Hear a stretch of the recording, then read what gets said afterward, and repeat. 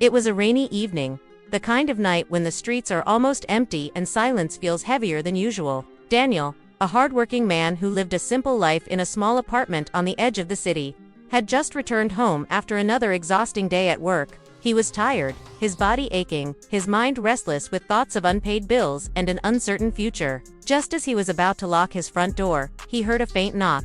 Confused, he opened the door, but to his surprise, no one was there. He glanced around the dimly lit street, and that's when he noticed Eton's old leather bag, worn and dirty, lying right on his doorstep. His first thought was that it might belong to a neighbor, but the bag looked too strange, too deliberate to be left by accident. At first Daniel hesitated. Should he take it inside? Was it safe?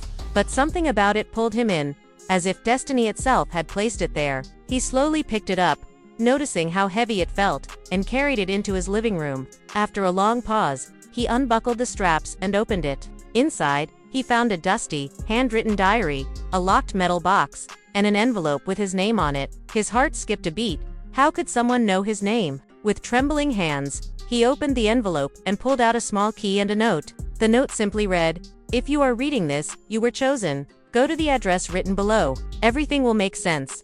Sleep was impossible that night. Daniel kept staring at the bag, at the diary that seemed ancient, its pages yellowed and fragile. Out of curiosity, he opened it and began to read. The diary spoke of a man who once ran a charitable foundation for orphans, widows, and struggling families. But betrayal and greed from those he trusted had destroyed everything he had built. The writer's final wish was clear.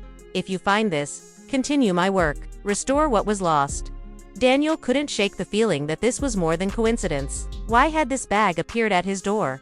Why now? The next morning, against his own doubts, Daniel followed the address written in the letter. It led him to the outskirts of the city, to an abandoned warehouse that looked as if it hadn't been touched in decades. Dust filled the air as he pushed open the rusty door. Inside, hidden behind broken crates, he discovered an old locker. The key from the envelope fit perfectly. When he turned it, the locker creaked open to reveal a metal chest filled with files, legal documents, and most shockingly stacks of cash, bundled neatly together. Alongside the money were deeds to properties and evidence that confirmed ownership of the once famous foundation. Daniel was stunned.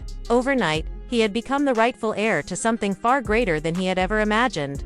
But this wasn't just about sudden wealth, it was a responsibility. Daniel, a man who had struggled his entire life, was now entrusted with the chance to change not only his own fate but the lives of countless others. At first, he was overwhelmed. Could he really do this? Did he have the strength? But as he reread the diary, he realized this wasn't about being perfect, it was about trying.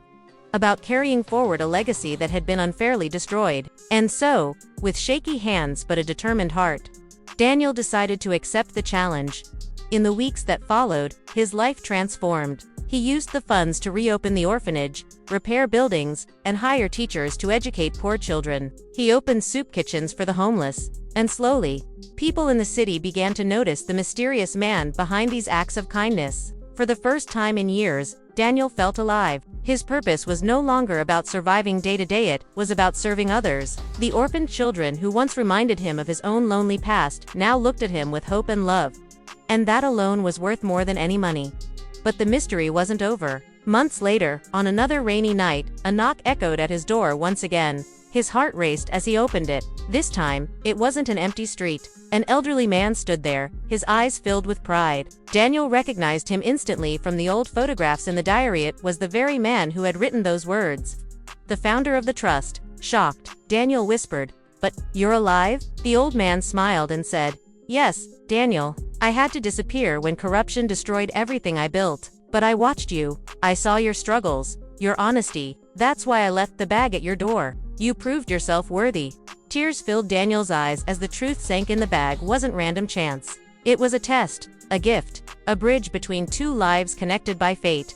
From that day forward, Daniel carried the weight of the foundation with even greater devotion. Knowing he wasn't just helping strangers, he was fulfilling a destiny written long before he even realized it. A single mysterious bag, left by a stranger on his doorstep, had not only changed his destiny forever, had given him the greatest purpose of all.